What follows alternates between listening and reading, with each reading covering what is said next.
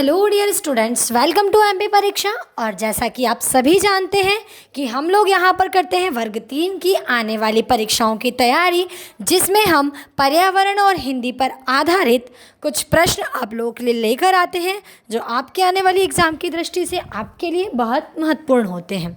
तो चलिए आज के वीडियो को हम लोग शुरू करते हैं बिना किसी देरी के साथ। और आज के जो लेक्चर में हम लेकर आए हैं वो टॉपिक है पर्यावरण। पर्यावरण के कुछ विविध प्रश्नोत्तरी हम आपके साथ शेयर करने वाले हैं यहाँ पर। तो जल्दी से सभी लोग जो भी लोग अभी एक्टिव हैं और जो भी आप लोगों के दोस्त या जो भी लोग तैयारी कर रहे हैं, उन्हें भी आप जल्दी से लिंक शेयर कर दीजिए। देखिए शुरू करते हैं हमारा आज का पहला प्रश्न। तो हमारा आज का जो पहला प्रश्न है वो है, अधिक वर्षा से होने वाली प्राकृतिक आपदा को क्या कहते हैं? जिसके विकल्प कुछ इस प्रकार हैं। ए सूखा, बी बाढ़, सी अपर्दन, डी अपक्षय। ठीक है, यहाँ आपको सही उत्तर देना है कि ऐसी कौन सी स्थिति है जहाँ पर अधिक वर्षा होती है, तो वह स्थिति हम क्या कहलाते हैं। देखिए अधिक वर्षा आने से कभी सूखा नहीं होता, अपर्दन नहीं होता और ना ही अपक्षय होता है। बाढ़ एक ऐसी स्थिति होती है जिसमें कोई निश्चित भू क्षेत्र में अस्थायी रूप से जलमग्न हो जाता है। ठीक है, जनजीवन प्रभावित होता है, वहाँ पर मानव हानि होती है, जनधन की हानि होती है।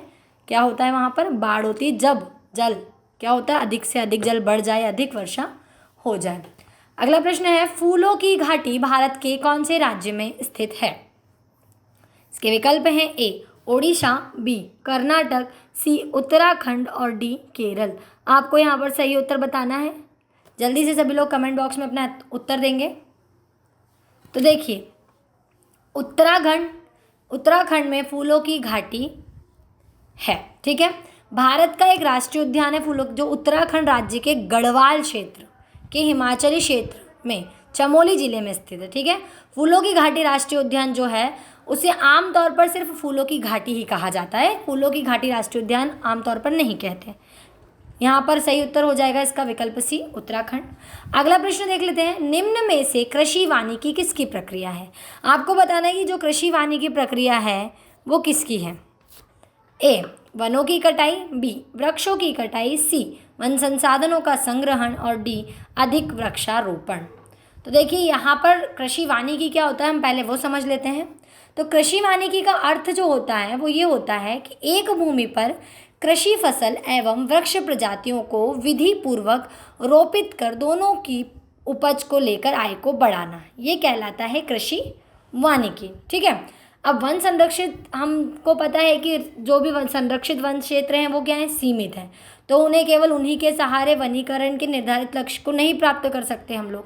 तो इसीलिए क्या होता है कि किसान के पास एकमात्र होता है कि खेती के साथ साथ वनीकरण किया जाना चाहिए, जिससे किसानों को कोई क्षति हुए बिना ही आवरण को वनों के बढ़ाया जा सकता है। ठीक है, तो यहाँ पर क्या हो जाएगा कि अधिक वृक्षारोपण जो होता है वो कृषि वानिकी की प्रक्रिया कहलाते हैं। ठीक है, तो यहाँ पर जो सही उत्तर हो जाएगा वो क्या होगा, अधिक वृक्षारोपण। अधिक वृक्षारोपण ही कृषि वानिकी की पहली प्रक्रिया कहलाते हैं। आगे देख लेते हैं। अगला प्रश्न है, निम्नलिखित तत्वों में से कौन सा स्थल मंडल में सबसे बड़ा घटक है? ध्यान से सुनेगा प्रश्न, आपको बताना है कि कौन सा सबसे बड़ा घटक है। A silicon, B oxygen, C carbon dioxide या डी एल्यूमिनियम। तो देखिए सबसे बड़े घटक के रूप में स्थल मंडल में जो तत्व मौजूद है, तत्व का मतलब आप सभी समझते हैं ना, तत्व यौगिक मिश्रण। तो तत्व, ठोस, द्रव, गैस तीनों होते हैं, है ना, गैसें भी तत्वों में ही शामिल है। तो यहाँ पर हो जाएगा स्थल मंडल में जो सबसे बड़ा घटक है वो कौन सा है, ऑक्सीजन। इसका सही उत्तर क्या हो जाएगा, ऑक्सीजन। अगला देख लेते हैं, परम्बिकुलम वन्य जीव अभ्यारण्य किस देश में है? देखिए वन्य जीव अभ्यारण्य अच्छे से ज़रूर कर लीजिएगा क्योंकि ये पूछा जाता है प्रश्न, है ना। विकल्प हैं। ए केरल, बी तमिलनाडु, सी आंध्र प्रदेश और डी कर्नाटक। आपको सही उत्तर कमेंट बॉक्स में देना है। जल्दी से सभी लोग अपने अपने उत्तर हमें कमेंट करके बताएंगे। तो यहाँ पर इसका सही उत्तर जो हो जाएगा, परम्बिकुलम वन्य जीव अभ्यारण्य जो है वो कहाँ पर है, केरल में है। ठीक है, परम्बिकुलम वन्यजीव अभ्यारण्य दक्षिण भारत के केरल राज्य में पालक्कड़ जिले के चित्तूर तालुके में 89 वर्ग किलोमीटर में विस्तृत एक संरक्षित क्षेत्र है। ठीक है, तो ये इसका सही उत्तर होगा। आगे देख लेते हैं हम लोग अगला प्रश्न। अगला प्रश्न है हमारा, निम्नलिखित क्षेत्रों में पानी कहाँ पर गैस, तरल और ठोस के रूप में उपलब्ध है। मतलब आपको बताना है कि ऐसा कौन सा क्षेत्र है जहाँ पानी ठोस, द्रव और तरल तीनों ही रूप में उपलब्ध होता है। ठीक है, ठोस में भी, गैस में भी और तरल में भी। जीवमंडल, बी स्थलमंडल, सी ओजोन स्फीयर और डी हाइड्रोस्फीयर। ठीक है, तो इसका जो सही उत्तर होगा वो क्या होगा।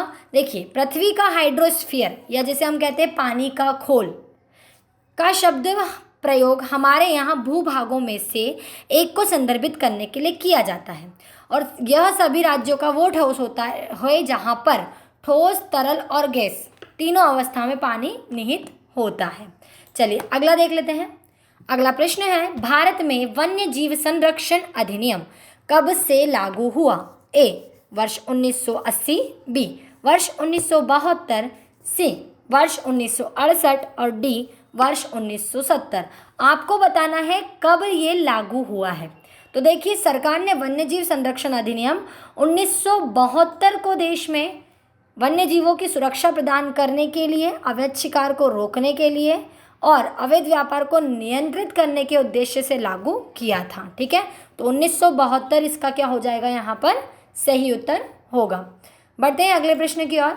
अगला प्रश्न है, पृथ्वी दिवस कब मनाया जाता है। देखिए, बहुत ही सरल सा प्रश्न है, इसका उत्तर आप सभी को देना है। तो जल्दी से सभी हमें अपना सही उत्तर बताइए। विकल्प ए है 5 जून, विकल्प बी 22 अप्रैल, विकल्प सी 15 मई, विकल्प डी 25 मार्च। आप सभी को अपने सही उत्तर जल्दी से कमेंट बॉक्स में कमेंट कर देने हैं। देखिए, यहाँ पर जो सही उत्तर होगा इसका वो क्या हो जाएगा, 22 अप्रैल, क्योंकि 22 अप्रैल के दिन ही पृथ्वी दिवस मनाया जाता है। चलिए आगे देख लेते हैं।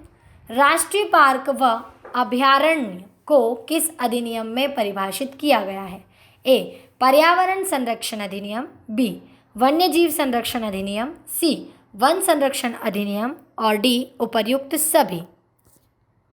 तो यहाँ जो सही उत्तर होगा वो क्या हो जाएगा, वन्य जीव संरक्षण अधिनियम, क्योंकि वन्य जीव संरक्षण अधिनियम 1972 को सरकार ने इसे लागू, या बोल सकते हैं कि इसे अधिनियम को लागू करने के लिए, वन्य जीवों को सुरक्षा प्रदान करने के लिए, अवैध शिकार को रोकने के लिए इसे लाया गया था। ठीक है, चलिए अब बढ़ते हैं अंतिम प्रश्न की ओर। और हमारा जो अंतिम प्रश्न है वो कुछ इस प्रकार है, मृदा की ऊपरी सतह को किसके लिए भोज्य क्षेत्र मानते हैं। ठीक है, मृदा की जो ऊपरी सतह है वो किसके लिए भोज्य क्षेत्र होती है। ए पौधों के लिए, बी कीटों के लिए, सी जंतुओं के लिए और डी सूक्ष्म जीवों के लिए।